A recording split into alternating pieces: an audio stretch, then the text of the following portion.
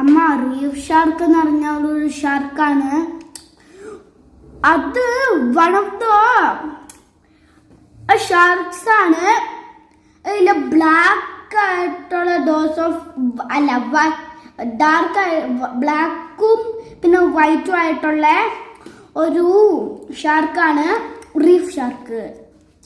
Reef ഷാർക്കിലെ ഗ്രൂപ്പിനകത്താണ് നിൽക്കുന്നത്. പക്ഷെ diverse